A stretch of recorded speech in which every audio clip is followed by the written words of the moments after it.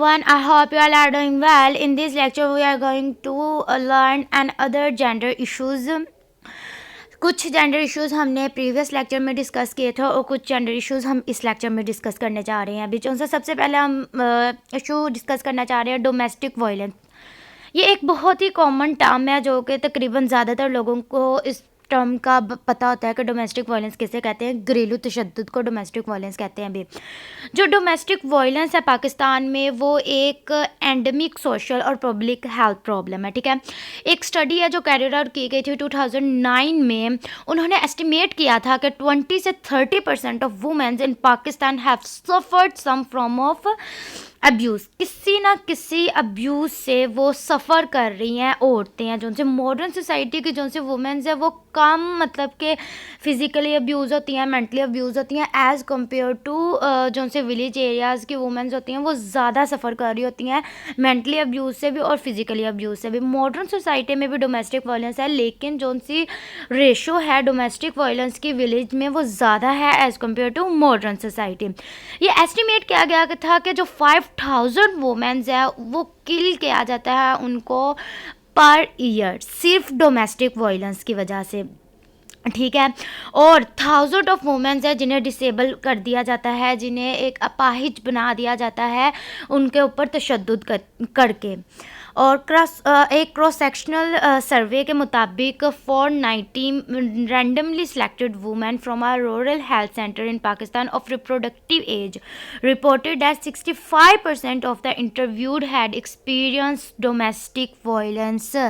के बहुत सारी औरतें हैं जिनको ये घरेलू तशद्दुद का शिकार हैं, मतलब कि उन्हें नहीं पता चलता कि हमें क्या करना चाहिए क्या नहीं। वो सिर्फ एक वो भी उनकी भी साइकी हो जाती है, मतलब कि मैन की तो साइकी होती है कि हम सुपीरियर है, तो वुमेन्स की भी साइकी हो जाती है डोमेस्टिक वायलेंस की वजह से कि हाँ हम इन्फीरियर है एज़ कम्पेयर टू मैन। लेकिन ऐसा नहीं होना चाहिए।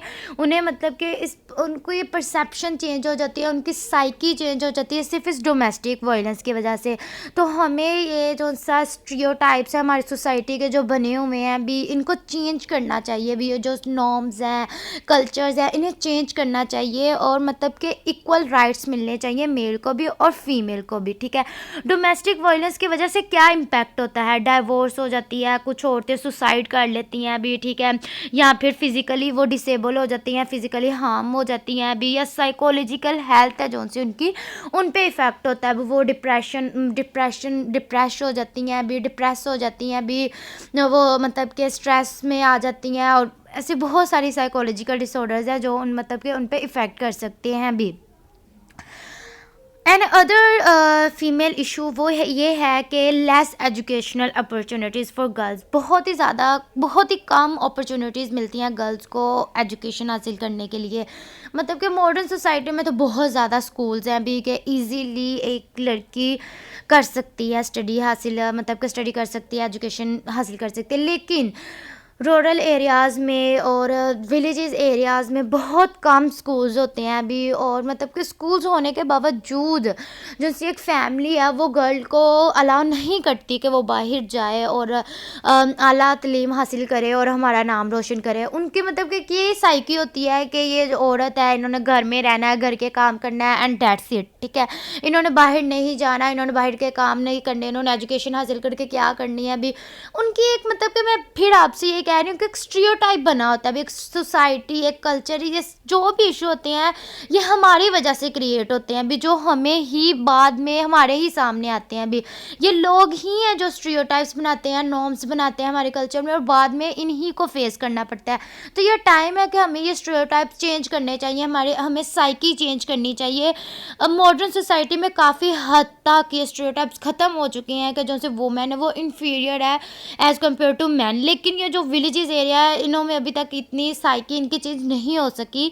तो हमें ऐसी कोई कैंपेन चलानी चाहिए या फिर ऐसा कुछ करना चाहिए कि हम विलेजेस के जो से एरियाज़ हैं उनको भी उनकी भी साइकी चेंज कर सकें कि women and mans are equal. ठीक है, मर्डर। अब नेक्स्ट जो सा है भी जेंडर इशू वो है murder in the name of honour.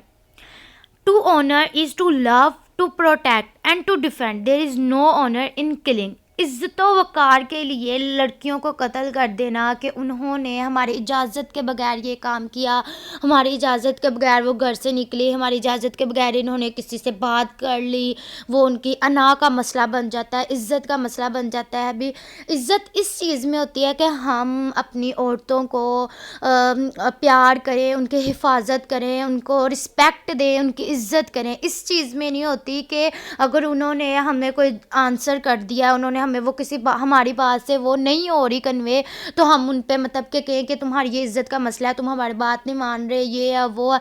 तो हमें इस तरह नहीं करना चाहिए। अभी ये जो murder in the name of honour बहुत ही ज़्यादा कॉमन है, हालांकि मॉडर्न सोसाइटी में बहुत कॉमन है। अभी ये जो से मैन है, इनका ईगो हर्ट होता है अगर वुमेन इनको मतलब कि वुमेन की बात है जो उनसे इनसे प्रेफरेंस ज़्यादा वुमेन को दी जाए भी, तो इनका ईगो हर्ट होता है और फिर ये अपना उसे ओनर बना लेते हैं कि नहीं, ये हमारा एक इज़्ज़त व वक़ार है, जो अब हर्ट हुआ है, अब हम इन्हें नहीं छोड़ेंगे, ये है वो है। तो ये इस बात को सिर्फ ये टाइम ये है कि अपनी साइकी चेंज की जाए, अपनी नहीं मतलब कि मेल्स को अपनी साइकी चेंज करनी चाहिए कि murder in the name of honour नहीं करना चाहिए।